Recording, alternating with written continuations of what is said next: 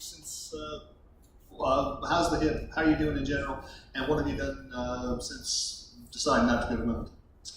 Well, I started practicing on the Monday of Wimbledon on hard court, so I started building up from there. I got some practice in with some good players around London. I practiced with Jeremy Shardy a little bit. I practiced with Jack Sock one day, and then I just sort of been trying to build up my fitness. And then I came over here on Wednesday, and then hit a couple of times, obviously at the courts with Medvedev and Kachanov, and yeah, I'm feeling better than I did during the grass court season, that's for sure. But it's also, I've not played a hard court match since Indian Wells last year. It's a long time. It's about 18 months. So I have to see how the body responds a bit to that. Not just my hip, but the rest of my body as well. But felt pretty good in practice.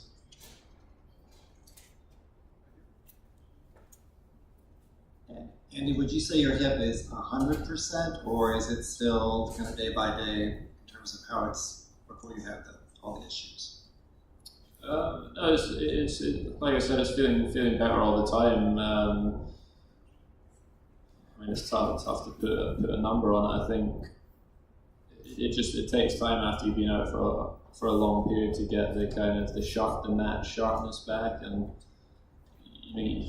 I've only played 3 matches in the last year, so I need to try and get back on the match court as much as I can and see how I'm feeling after playing 2, 3, 4, 5 matches in a week. That's the big test. But I've done a lot of training recently, and I've come through that pretty well. So hopefully, if I get into that situation, I'll be all right. Andy, welcome back to DC. This is an international city. The past couple times you played here, do you notice when there's some fans from your home country?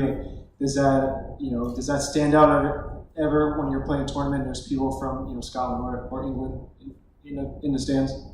Yeah, I think that's the great thing about tennis. You get fans from all over the world coming to watch tournaments in some of the biggest cities in the world, and it's nice to see that. A lot of the players, wherever you go, the Romanian players get great support. There's always a bunch of Romanians that come. I know when Dimitrov plays, a lot of Bulgarians come along, and obviously, the Brits, especially in America, get good support as well. So it's nice, and that's always the case at this event as well.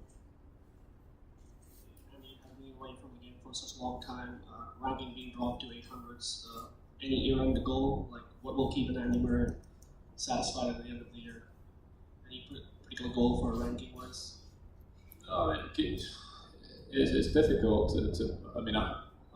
I want to stay healthy through the end of the year. I think if I do that, then I'll start to win more matches. My ranking will move up. If I'm having to play 1 or 2 tournaments and then take a break for a month, it's difficult to get into that routine. So yeah, if I stay fit and healthy, I'm not worried so much about ranking. I want to be winning matches and competing against the best players, and that will build my fitness up quicker than anything I can do in the gym. So that's kind of my goal between now and the end of the year, and hopefully will mean I'll be ready to start the 2019 season really well. Hi Andy, you've been vocal about the aspect testing in tennis before, and obviously it's in the news, drug testing, and it's obviously in the news again. I'm wondering if you've been following kind of the discussions that have been happening around the inequalities of testing one athlete more than another, or if you had any thoughts on that. And this might be a silly question, but how is drug testing different when you've been injured and you've obviously only been playing 3 matches? Do you get tested less, or since it's out of competition, does it still happen regularly? I think in terms of the testing I've had, when I've been injured, it probably feels like you get tested less, but that's because normally we're sort of traveling a lot and we get tested a lot in competition. So obviously when you're not playing, it feels like it's less. There's been periods in the last sort of 6 months where I've been tested quite a lot out of competition, and then more recently not really tested much at all. In terms of how much players get tested, I mean, I don't know all of the details of numbers and the actual facts of how much, you know, everyone individually gets tested. Maybe, you know, tennis could do a better job of being a bit more transparent with that and kind of showing exactly how many tests everyone has. Sometimes, from what I've seen, it's quite vague. Like, they put like 7+, so that means that someone could have 7 or someone could have 20, which is obviously quite a big difference. But certainly since I first came on tour, there's significantly more testing, but that doesn't mean that it's necessarily enough, because in comparison to some other sports, we don't get tested loads. You know, and there's enough money in tennis for us to have a better program, probably. Hi, Andy. Back during Wimbledon earlier this month, you had what appeared to be a very successful outing with the BBC broadcasting, working with Sue Barker and Tim Henman. How did that come about, and do you foresee a future career after your tennis days are over, getting into broadcasting? I don't know. I don't think so. I mean, it was fun to do it once. It's kind of the first time in a long time that I've like watched a match as more of a spectator. Normally, when I'm watching tennis, I'm watching it as a player and I'm looking for tactics and kind of thinking what I would do against a player. Whereas that's the first time I've sat down. I haven't sat down and watched a full 5-set match for ages, and I realised during that, as a fan, how long that is. You know, it's a 5-hour match. You know, people, apart from the people that are in the stadium, I don't think loads of people can sit in the middle of the week and watch 5 hours of tennis. It's very difficult to do that. So that was one thing I learned from it. I enjoyed it, but I don't think that's something that I would do kind of full time, like after I finished playing or not. You know, I think if I had a choice between doing that and coaching, I would rather coach. To be honest. Having been away from the game for as long as you were, a rarity in your career, of course. I'm wondering how much you're raring to go here. Is there anxiety, or how do you approach the next few weeks when you start to get the match played, you know, sort of consecutively in your tournaments? Yeah, I think that's. So I think that's kind of what like I said, I think that's what I need just now. I think.